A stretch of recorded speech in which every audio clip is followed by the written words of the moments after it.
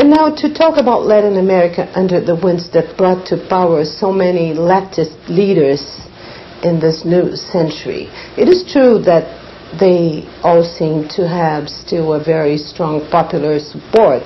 But to quote you in your definition about a certain stage of joy and happiness, they are no longer dancing in the streets.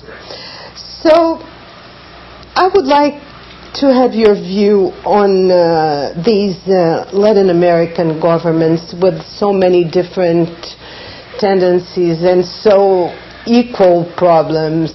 Okay, well look, every Latin American government today, with the exception of Colombia and perhaps Peru, can be considered a government at least left of center. But they're very different. Chile is certainly not like Venezuela, and in between there's Brazil, and there's Uruguay, and there's Argentina, and there's Bolivia, and there's Ecuador. They're all, and some are more centrista, and some are more radical, and some are wealthier, and some are poorer. Wealth gives you a freedom of action. Venezuela has a lot of freedom of action because Chavez, because the oil.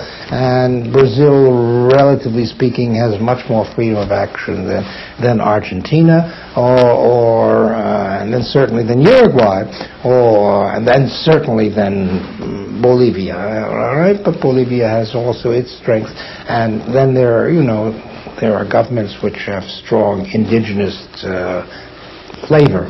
And certainly Bolivia, but even Ecuador, and even Venezuela. And there are tensions for leadership because Brazil more or less thinks of itself as the natural leader, and Chavez is a little uncomfortable with that, although he's not anti-Lula. It's very interesting. The relationship between Chavez and Lula is a careful one, and in many ways a mutually sustaining one, but they have differences in politics. The Latin American governments have much more space than they did even 10 years ago, and that's because of the United States inability to spend the emotional, political, financial energy on controlling Latin American governments that it did in the past, because it's involved in Iraq, and it just has other problems on, more serious problems on. So this explains why all these governments have been able to come to power when they couldn't come to power 10 or 15 years ago. I have a general attitude about governments. For the left in general, governments are a short-run defensive arena. You want to make sure that your people are in power, not because they can change the world when they're in power, but because they can keep things from getting still worse. So it's a defensive action, and if you enter into it realistically and say, well, they're not going to. It's not the revolution. It can't be the revolution. But it's at least better than Chavez believes that he is making a revolution. An old one. Let him believe it. And then there's the question of the social movements. Chavez's great weakness is that he is a top-down operation and not a bottom-up operation.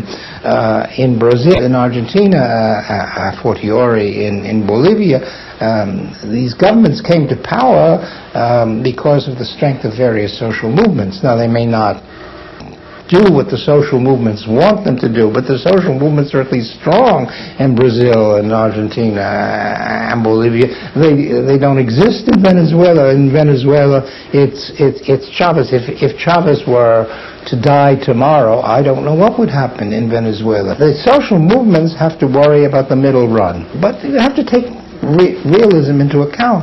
Lula won the election. He won it very strongly the second time, but he never had a majority in either house of the legislature. That's that's a constraint.